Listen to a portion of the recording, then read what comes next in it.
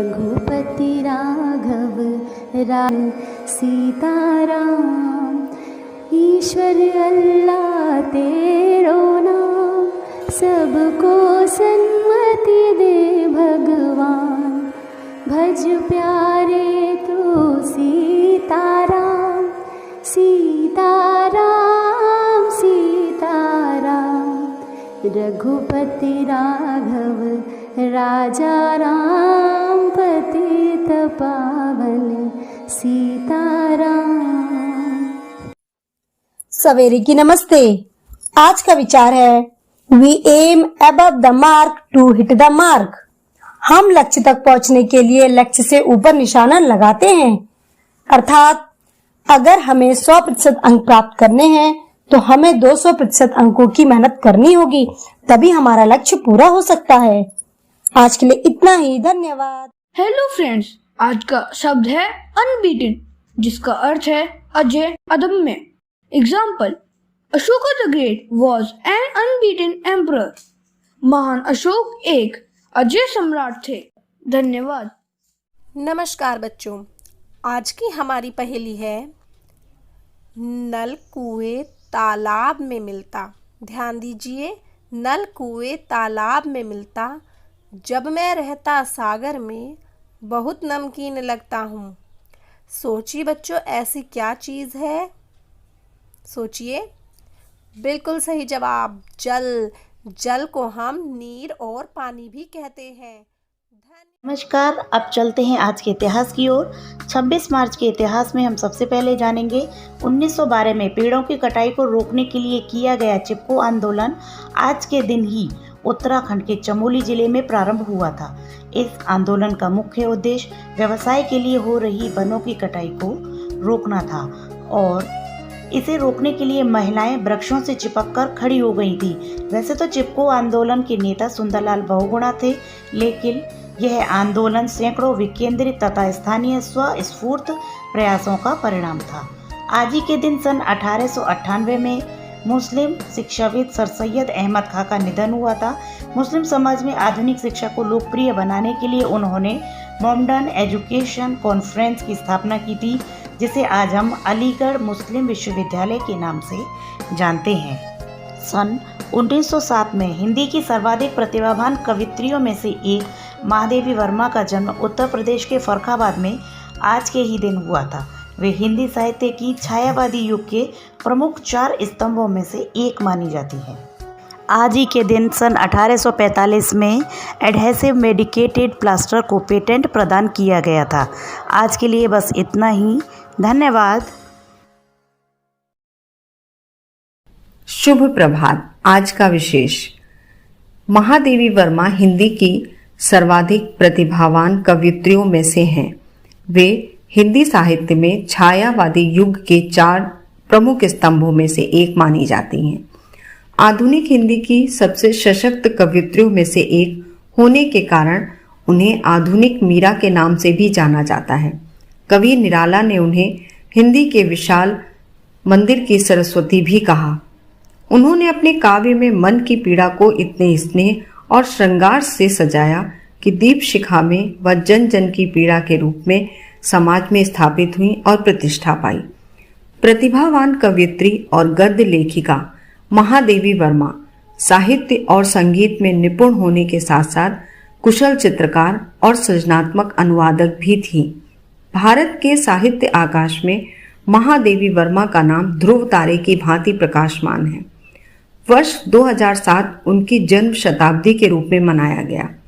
27 अप्रैल 1982 को भारतीय साहित्य में अतुलनीय योगदान के लिए ज्ञानपीठ पुरस्कार से उन्हें सम्मानित किया गया था। गुड मॉर्निंग बच्चों। आज के प्रश्नोत्तरी आधारित है राज्य और वहाँ बोले जाने वाली भाषाओं पर। तो आज का पहला प्रश्न, आंध्र प्रदेश में कौन सी भाषा बोली जाती है? इसका जवाब है तेलुगु। आंध्र प्रदेश में उर्दू, हिंदी और तमिल भाषाएं भी बोली जाती हैं। दूसरा प्रश्न, केरल राज्य में कौन सी भाषा प्रयोग की जाती है? इसका जवाब है मलयालम। तीसरा प्रश्न, लक्षद्वीप राज्य में कौन सी भाषा बोली जाती है? इसका उत्तर है मलयालम।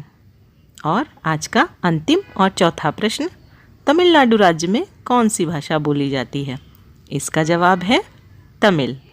यहाँ पर तेलुगु, कन्नड़ और उर्दू भाषाओं का भी प्रयोग किया जाता है। धन्यवाद।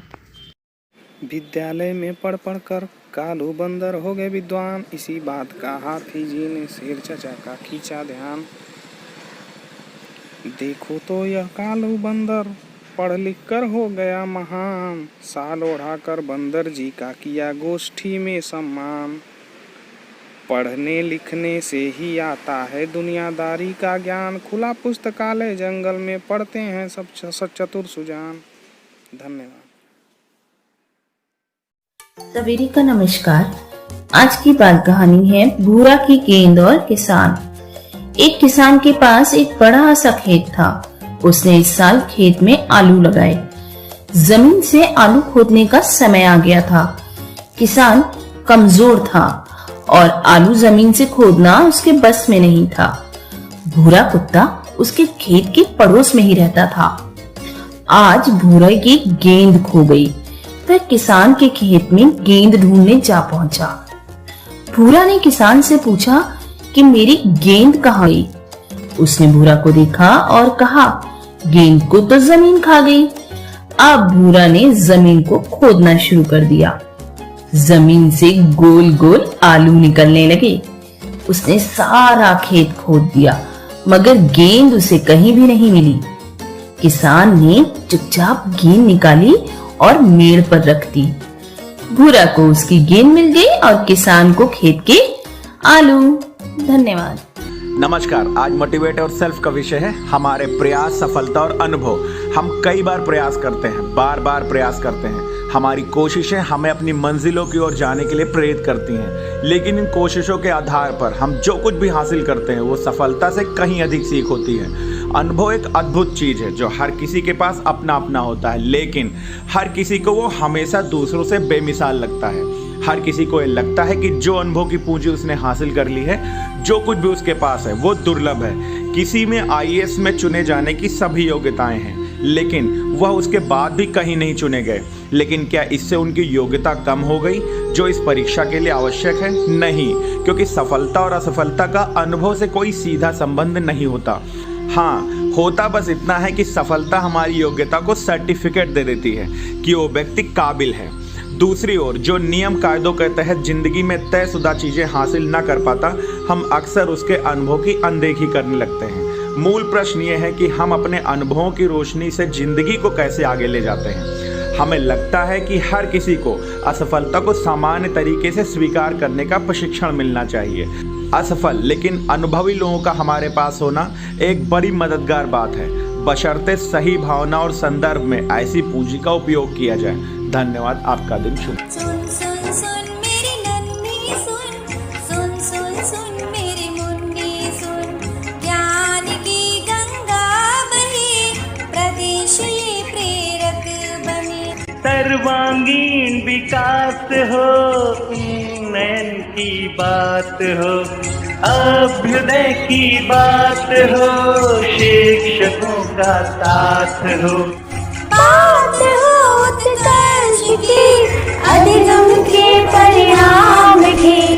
अब न कोई छूटेगा, बच्चा बच्चा सीखेगा,